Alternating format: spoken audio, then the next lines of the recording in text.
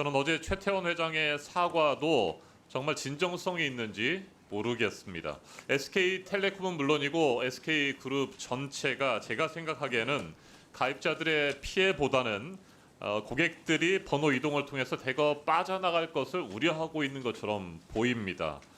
그러면서 회사가 존립 기반을 잃지 않을까 이 부분에 대한 존립 기반에 대한 우려만 계속하고 있다는 생각이 듭니다.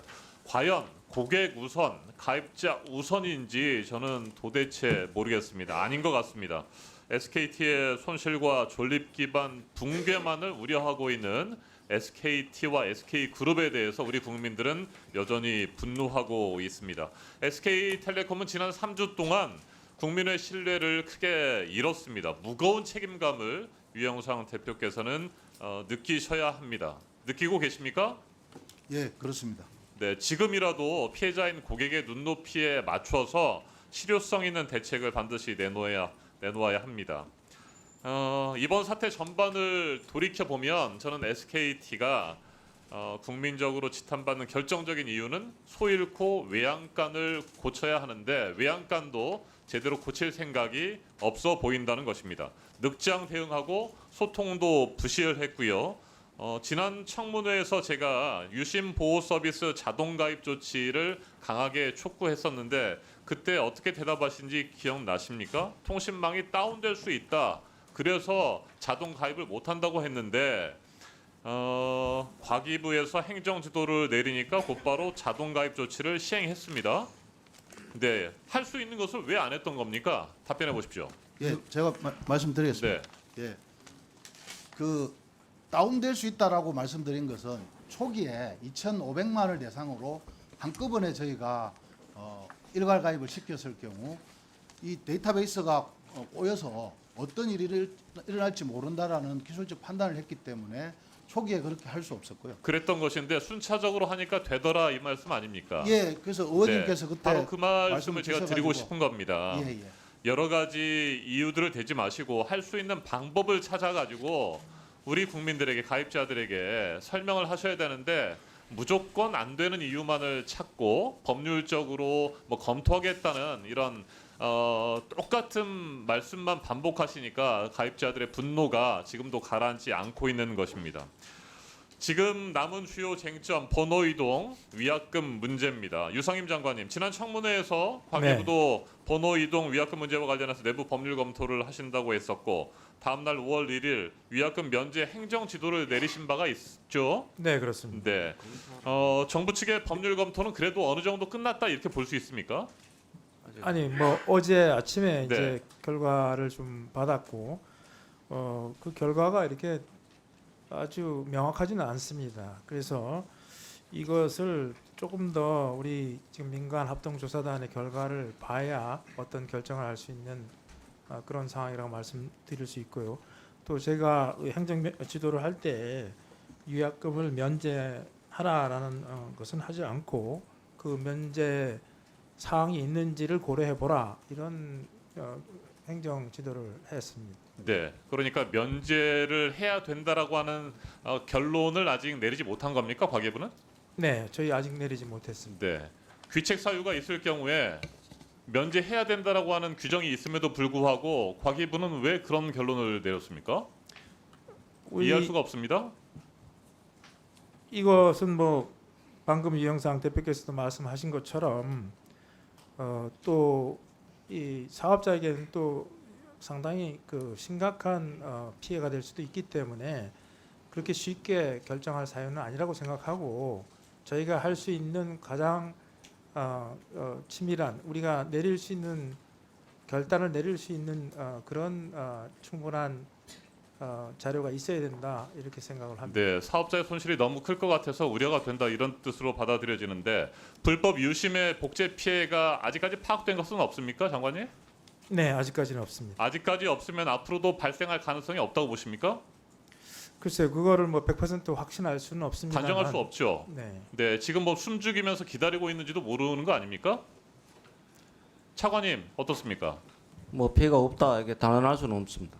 네, 해킹 수법이 워낙 고도화돼 있고 치밀하기 때문에 지금은 당장 드러나지 않지만 피해가 발생할 수도 있는 것 아니겠습니까? 예, 현재까지 피해 보고 없다는 게 맞는 말씀이고요. 네. 앞으로의 과정에 대해서 단언할 수는 없다. 네, 이렇게 유영성 대표님. 예. 앞에서도 동료 의원들의 질문에 대해서 답변하셨는데 고객 이탈로 인한 손실을 굉장히 우려하는 것 같습니다. 네, 가입자들의 피해보다는 고객 이탈로 인해서 회사가 입을 손실에 대해서 아까도 말씀하셨습니다. 뭐 수조 원, 7조 원 가량 손실이 예상된다는 말씀을 하셨는데 이게 우리 가입자들이나 국민들에게 제대로 이해가 될 수 있다고 보십니까? 답변해 가입- 보십시오. 가입자 보호에 대해서 지난 청문회 이후 최선을 다해서 진행을 하고 있습니다. 그래서 유심 보호 서비스를 저는 어제부로 전 고객 2,400만 고객을 대상으로 다 가입이 됐고요. 뭐라고요? 2,400만 고객을 대상으로 유심 보호 서비스 가입이 완료됐습니다. 그다음에 그 이제 12일 날 5월 12일 날 유심 보호 서비스 이제 로밍까지 가능한 유심 보호 서비스가 저희가 개발이 돼서 14일까지는 로밍 가시는 고객까지도 전부 유심 보호 서비스로 보호가 될 수 있도록 네, 대표님. 조치를 할 예정입니다. SKT의 여러 가지 미흡했던 대응 그리고 지금 위약금 문제와 관련한 여전히 모호하고 시간 끌기식의 대응에 대해서 우리 국민들은 여전히 이해하지 못합니다. 현재 SKT가 걱정해야 될 것은 당장의 뭐 수조 원, 수천억 원의 손실뿐만이 아니고요. 신뢰 파탄의 위기입니다. SK텔레콤에 대한 신뢰가 완전히 무너져 버렸다는 것입니다. 이것은 무형의 지금 당장 보이지 않습니다만 앞으로 계속해서 이어질 수 있는 큰 SK텔레콤 자산의 붕괴라고 생각하는 것들이 필요하다는 겁니다. SKT에 과연 국가 안보가 달린 문제이기도 할 텐데 이런 핵심 통신 인프라를 맡길 수 있느냐라고 하는 근본적인 의문도 지금 들고 있다라는 점을 절대 잊어서는 안 됩니다. 그런 국민적 의구심과 반발을 잊어서는 안 되는 것입니다. 이용자 간 형평성 문제가 있을 수도 있다. 뭐 이런 핑계도 좀 대시는 것 같은데 거기에 대해서 한번 설명을 해보십시오. 그러니까 위약금이 뭐 5만 원 남는 사람이나 30만 원 남는 사람이나 아니면 그냥 뭐 그 번호 이동을 하지 않는 사람이나 형평에 맞지 않다. 일괄적으로 위약금을 면제해주면 뭐 이런 핑계를 대고 있는데 그게 맞습니까? 이용자 차별의 가능성도 있다고 생각합니다. 그래서 이제 위약금이 많으신 분도 있고 적으신 분도 있고 없으신 분도 있습니다. 또한 또 이동을 하시는 분도 있고 이동 안 하신 분도 있는데 사실 이제 위약금 면제라는 것은 이 계약의 행위인데 그 계약의 행위가 전체로 네, 됐습니다. 대표님. 대표님의 지금 설명은 말이죠. 예. 회사가 입을 손실을 어떻게든지 최소화하려고 하는 거에 대한 핑계라고 생각을 합니다. 제가 생각할 때는 말이죠. 위약금의 형평성 얘기를 하지 말고 정말 번호 이동을 하지 않아도 될 만큼 SKT가 신뢰를 주는 것이 우선이 돼야 된다는 것입니다. 그래서 SKT에 남아 계시는 고객들에 대해서는 이번 사태를 빨리 수습한 뒤에 더 좋은 품질의 통신 서비스와 다양한 혜택을 통해서 보답하겠다라는 신뢰를 주셔야 되는데 그런 신뢰에 대해서는 제대로 설명하거나 이해를 시키지 않고 여러 가지 핑계만을 대고 있다는 거예요. 아시겠어요? 이 예. 부분에 대해서 제가 다시 한번 말씀을 드립니다. 법과 시장 질서를 저해한다라고 하는 부분에 대해서도 뭐 여러 경로를 통해서 말씀을 하고 계시는데 그것도 굉장히 불성실한 대응이라고 생각합니다. 선례를 남기면 안 된다. 법과 시장 질서에 대해서 그러다가 정말 불성실한 대응으로 한 회사가 무너지는 그런 선례를 남길 수 있다는 점 명심하시기를 바랍니다. 다음 질문을 드릴 텐데 PPT 화면 한번 보시죠. 네, 이 다음 PPT로 돌려주십시오. T월드, SK텔레콤 간판이 선명합니다. 유상임 장관님, 네, SKT의 공식 대리점이겠죠? 네, 그렇게 보이시죠? 네. 유영상 대표님 어떻습니까? SKT 공식 대리점으로 보이죠? 예. 네. 그런데 SKT 공식 대리점이 아닙니다.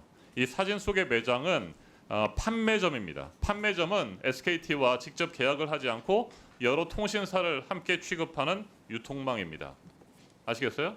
네. 자, 그런데 장관님하고 대표님이 답변하신 것처럼 많은 가입자들이 저걸 SKT의 직영점이라고 생각하고 1시간, 2시간, 몇 시간을 기다려가지고 유심을 교체하려고 했더니 몇 시간 뒤에 들어가니까 우리는 판매점이니까 무료로 유심 교체를 해줄 수가 없습니다. 돈을 내십시오라고 했다는 겁니다. 이거 그냥 놔두실 겁니까, 대표님? 어떻게 생각하세요? 예, 저도 이 보고를 받았습니다만 지금 저희 유통 구조가 이제 대리점이 있고 직영점이 있고 대리점이 있고 판매점이 있는데 네, 그러니까요. 보고를 판매점은- 받으셨으면 빨리 조치를 취하셨어야 되는데 도매 대리점, 판매점이 유심 교체는 유료라는 설명을 제대로 하지 않은 상태에서 가입자들이 몰려도 그냥 가만히 있고 돈을 받고요. 자, 이분이 얼마를 냈냐면요. 그다음에 PPT 한번 보여주십시오. 영수증까지 저희가 확인했습니다. 7,700원의 유심 교체료를 내고 결국에는 유심을 바꿀 수밖에 없었습니다. SKT의 공식 대리점 안내와 관련해서는 뭐 오프라인에 대한 안내가 전혀 없습니다. 지금도 아시겠어요? 그리고 뭐 단순히 뭐 웹이라든지 이런 걸 통해 가지고 홍보를 하는 것 같은데 홈페이지하고 앱에서 말이죠. 이거 적극적으로 하셔야 돼요. 그리고 또 하나 본 의원실은 SKT의 판매점을 통해서 유심을 유료로 교체한 고객에 대해서 환급이나 감면을 해줄 수 없느냐라고 질의를 하니까 이런 답변이 왔습니다. 4월 28일 이전에 공식 대리점이 아닌 경로를 통해서 유심을 유료 교체한 고객에 대해서는 비용을 감면해 주겠다. 그런데 4월 28일 이후에는 유료로 교체한 사람들은 감면해 줄 수 없다. 이게 도대체 뭡니까? 4월 28일 이전은 되고 28일 이후는 안 된다는 것이. 이게 말이 됩니까? 답변해 보세요. 저희가 이제 발표한 것은 28일부터 SK텔레콤 2,600개 매장에서 이제 교체하시는 분에 대해서 이제 그러니까 28일 기준이 합리성이 있다고 보세요? 어, 자, 그리고 예, 판매점이나 직영점에서 가입한 사람들에 따라서 SK텔레콤의 고객이냐 아니냐가 달라집니까? 판매점에서 구입한 고객도 SK텔레콤 고객 맞죠? 예, 그렇죠. 예. 네, 그러면 유심 교체를 무료로 해주는 것이 맞고, 그리고 만약에 돈을 냈다고 한다면 돌려주는 것이 맞지 않습니까? 4월 28일 기준으로 해서 그걸 나눈다라고 하는 것은 그건 이해할 수 없는 겁니다. 제대로 조치를 하시기 바랍니다. 자, 그리고 제가 유심 보호 서비스 가입을 자동으로 하라고 했을 때도 결국에는 디지털 취약계층이나 소외계층에 대한 배려가 부족하다라는 부분을 지적했던 것입니다. 유심 정보 해킹 사태로 2,500만 명, 알뜰폰까지 합하면 그렇게 2,500만 명이 영향을 받고 있는데 SK텔레콤의 고객들 중에서 고령자나 장애인 등 디지털 취약계층이 어느 정도의 비율을 차지하는지 혹시 아세요? 모르시죠? 대략은 알고 있습니다. 대략 얼마나 됩니까?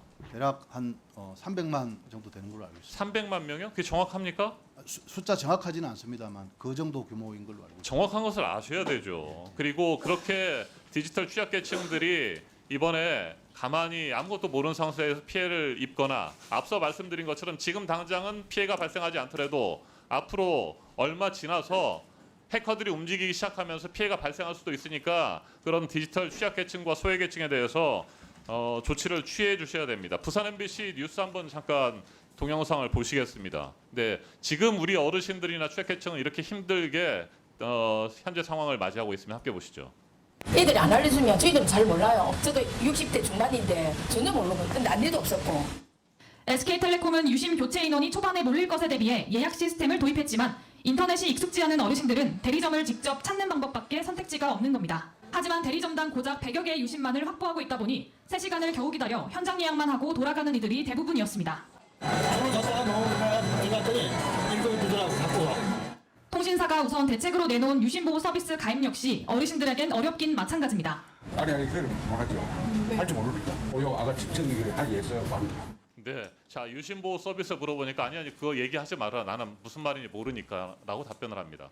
한겨레 신문 기사를 한번 좀 보겠습니다. 여기도 보면 어르신들께서 SKT 유심 해킹에 대해 속수무책이고 예약이 어려워서 그냥 폰을 꺼두려고 하신답니다. 폰을 꺼두면 해킹 피해가 없을까 이렇게 생각하시는 겁니다. 네, 그것도 아닌데 말이죠.